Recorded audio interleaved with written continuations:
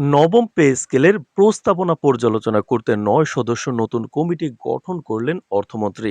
তো দর্শক, নবম পে স্কেলের আজকের সবচেয়ে গুরুত্বপূর্ণ নিউজটি শেষ পর্যন্ত দেখুন এবং শুরুতেই চ্যানেলটি সাবস্ক্রাইব করে রাখুন পরবর্তীতে নবম পে স্কেল সংক্রান্ত সকল নিউজ সবার আগে পেতে। তো দর্শক, সরকারি চাকরিজীবীদের বহুল প্রত্যাশিত নবম জাতীয় পে স্কেলকে ঘিরে নতুন করে আলোচনার কেন্দ্রবিন্দুতে এসেছে অর্থ মন্ত্রণালয়। অর্থমন্ত্রী আনুষ্ঠানিকভাবে ৯ সদস্য বিশিষ্ট একটি নতুন উচ্চ পর্যায়ের কমিটি গঠন করেছেন, যার প্রধান দায়িত্ব হবে প্রস্তাবিত নবম পে স্কেলের খসড়া কাঠামো, বেতন নির্ধারণ পদ্ধতি, গ্রেড ও স্কেল পুনর্বিন্যাস, ভাতা কাঠামো, অন্যান্য আর্থিক সুবিধা এবং এর সামগ্রিক অর্থনৈতিক প্রভাব গভীরভাবে পর্যালোচনা করা। এই সিদ্ধান্তকে শুধু একটি প্রশাসনিক পদক্ষেপ হিসেবে নয়, বরং সরকারি বেতন কাঠামো সংস্কারের একটি গুরুত্বপূর্ণ নীতিগত উদ্যোগ হিসেবে দেখছেন সংশ্লিষ্ট মহল। অর্থ মন্ত্রণালয় সূত্রে জানা গেছে, নতুন এই কমিটিকে একটি বিস্তৃত ও বাস্তব ভিত্তিক পর্যালোচনার দায়িত্ব দেওয়া হয়েছে, যাতে তারা শুধু বেতন বৃদ্ধির অঙ্ক নির্ধারণেই সীমাবদ্ধ না থেকে রাষ্ট্রীয় অর্থনীতি, বাজেট কাঠামো, রাজস্ব আহরণ পরিস্থিতি, উন্নয়ন ব্যয়, সামাজিক নিরাপত্তা খাতের চাপ এবং দীর্ঘমেয়াদী আর্থিক স্থিতিশীলতার বিষয়গুলো সমন্বিতভাবে বিশ্লেষণ করতে পারে। সরকারের উচ্চ পর্যায়ে এ বিষয়ে উপলব্ধি তৈরি হয়েছে যে একটি নতুন পে স্কেল বাস্তবায়ন কেবল কর্মচারীদের আর্থিক সুবিধা বৃদ্ধির বিষয় নয়, বরং এটি সরাসরি জাতীয় বাজেট, উন্নয়ন প্রকল্প, মুদ্রাস্ফীতি ও সামগ্রিক অর্থনৈতিক ব্যবস্থাপনার সঙ্গে গভীরভাবে যুক্ত। তো দর্শক, সূত্রের খবর অনুযায়ী নবম পে স্কেলের পর্যালোচনা জন্য গঠিত ৯ সদস্যের নতুন কমিটি আগামী রবিবার সরাসরি তারেক রহমানের সঙ্গে বৈঠকে বসবেন। তো দর্শক, ভিডিওটির এই মুহূর্ত পর্যন্ত যারা দেখছেন, চ্যানেলটি সাবস্ক্রাইব করে রাখুন পরবর্তীতে নবম পে স্কেলের সকল আপডেট সবার আগে পেতে।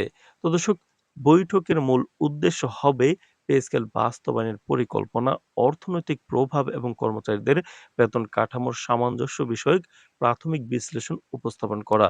জানা গেছে, কমিটি ইতিমধ্যেই ১২ কার্য দিবসের মধ্যে পে কমিশনার নিযুক্ত করার প্রস্তাবনা নিয়ে প্রস্তাবিত আলোচনা শুরু করবে এবং প্রাথমিক বিশ্লেষণ সম্পন্ন করেছে। সংশ্লিষ্ট সূত্রগুলো বলছে, গত কয়েক বছরে দ্রব্যমূল্যের ঊর্ধ্বগতি, বাসস্থান ব্যয়, চিকিৎসা খরচ, শিক্ষা ব্যয় এবং নিত্য প্রয়োজনীয় পণ্যের দামের চাপ সরকারি কর্মচারীদের জীবনযাত্রায় বড় ধরনের প্রভাব ফেলেছে। বর্তমান বেতন কাঠামোর সঙ্গে বাস্তব জীবনের ব্যয়ের ব্যবধান ক্রমেই স্পষ্ট হয়ে উঠেছে।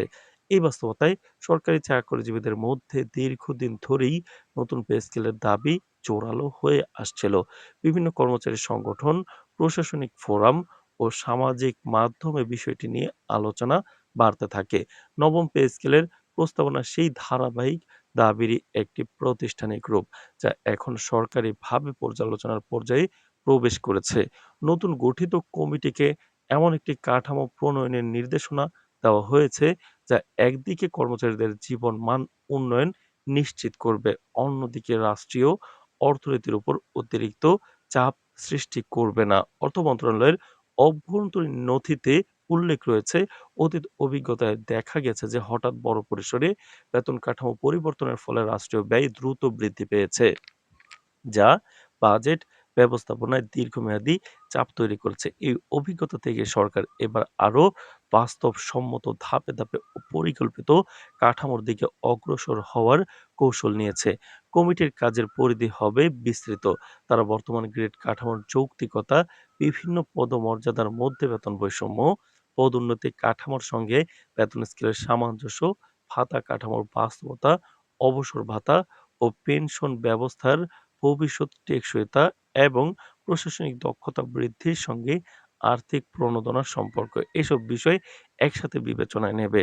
অর্থনৈতিক বিশ্লেষকদের মতে, একটি কার্যকর পে স্কেল শুধু আয় বাড়ায় না, বরং প্রশাসনিক দক্ষতা, সেবার মান ও রাষ্ট্রীয় প্রতিষ্ঠানের সক্ষমতা বৃদ্ধিতেও ভূমিকা রাখে।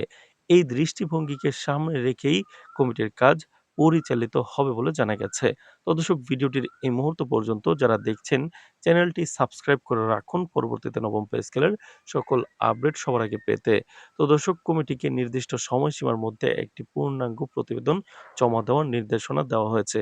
সেই প্রতিবেদনে প্রস্তাবিত নবম পে স্কেলের সম্ভাব্য কাঠামো, আর্থিক প্রভাব বিশ্লেষণ, বাজেটের উপর চাপের পরিমাণ, বাস্তবায়ন কৌশল এবং ধাপে ধাপে কার্যকর করার একটি রোডম্যাপ অন্তর্ভুক্ত থাকবে। প্রয়োজনে তারা বিভিন্ন মন্ত্রণালয়, বিভাগ, অর্থনৈতিক বিশেষজ্ঞ, প্রশাসনিক কর্মকর্তা এবং কর্মচারী প্রতিনিধিদের সঙ্গে আলোচনা করে তথ্য সংগ্রহ করবে, যাতে সিদ্ধান্ত গ্রহণের ক্ষেত্রে বাস্তব চিত্র প্রতিফলিত হয়।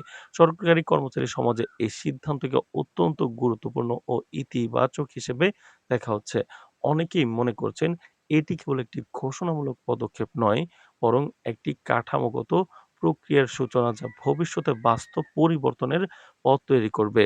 তারা আশাবাদী যে নতুন পে স্কেলের মাধ্যমে নিম্ন ও মধ্যম আয়ের কর্মচারীদের আর্থিক নিরাপত্তা বাড়বে, বেতন কাঠামোর বৈষম্য কমবে এবং সরকারি চাকরিতে দক্ষ জনবল ধরে রাখা সহজ হবে। একই সঙ্গে প্রশাসনিক দক্ষতা ও সেবার মান উন্নয়নের সম্ভাবনাও তৈরি হবে বলে মনে করছেন সংশ্লিষ্টরা। তো দর্শক ভিডিওটির এই মুহূর্ত পর্যন্ত যারা দেখছেন চ্যানেলটি সাবস্ক্রাইব করে রাখুন পরবর্তীতে নবম পে স্কেলের সকল আপডেট সবার আগে পেতে। আজ এ পর্যন্তই। ধন্যবাদ।